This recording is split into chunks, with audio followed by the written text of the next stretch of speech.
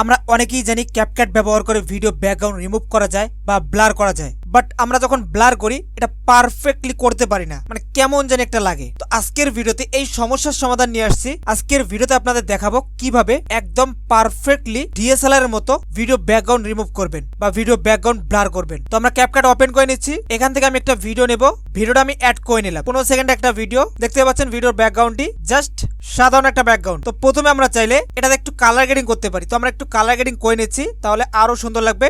অ্যাডজাস্টে চলে আসি, এখান থেকে ব্রাইটনেস হালকা বাড়ায় দিলাম, কন্ট্রাস্ট হালকা বাড়ায় দিলাম, স্যাচুরেশন বাড়ায় দিলাম, এক্সপোজার হালকা মাইনাস, শার্পনেস এটা মাইনাসে থাকবে, এইচএসএল হিউ স্যাচুরেশন লুমিয়েন্স এটার মধ্যে আপনি চাইলে এগুলোকে সেট করতে পারেন। তো আমি এভাবেই রাখছি, বাকি আর কোনো করার প্রয়োজন নেই। ওকে ডান। এরপর এই লেয়ারটিকে কপি করতে হবে। কপি আমরা এই সাইডে পাবো, এখানে খুঁজলে আমরা পেয়ে যাবো একটা অপশন কপি। কপিতে ক্লিক করব, তারপর এখান থেকে পেয়ে যাব ওভারলে, এখানে ক্লিক করব। তারপর এখান থেকে আবারও এটাতে ক্লিক করি, আবারও একটা কপি করে নেই, কপি দেন এই সাইড থেকে ওভারলে। তো আমরা একটা ভিডিওর আলাদা দুইটা পার্ট করলাম, দুইটাকে ওভারলেতে নিয়ে গেলাম। এরপর এগুলোকে ড্র্যাগ করে এই ভিডিওটার সঙ্গে সুন্দর করে অ্যাডজাস্ট করে দেবো। দেখতে পাচ্ছেন এগুলো সাইডে চলে গেছে, বাট এটা কোনো সমস্যা না। এখানে ব্যাক দিবেন, দেখতে পারবেন এগুলো কিন্তু জায়গা মতো বসে গেছে, ঠিক আছে। তো এবার আমরা এখান থেকে ব্যাক দিই। ব্যাক দেওয়ার পর ইফেক্টে ক্লিক করি, ভিডিও ইফেক্টে ক্লিক করি, এখান থেকে লেন্স থেকে ব্লার ইফেক্টটি অ্যাড করে নেব এবং এটাকে ফুল ভিডিওতে সেট করে দেব। এখন আমরা ইফেক্টটি দেখতে পাচ্ছি না, জাস্ট আমরা এখান থেকে ব্যাক দেবো।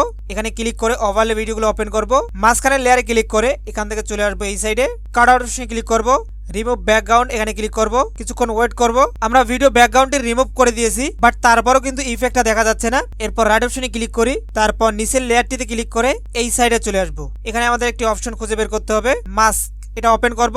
এখান থেকে 1 নাম্বার এটা সিলেক্ট করব।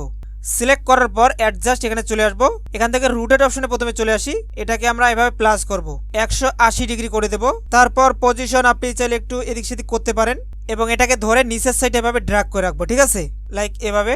আর ফেদারে চলে আসবো, এখান থেকে ফেদারটা আমরা একটু কাস্টমাইজ করে নেবো, লাইক এভাবে। তো আমি এভাবে রেখে দিলাম, দেন ওকে করে দিচ্ছি।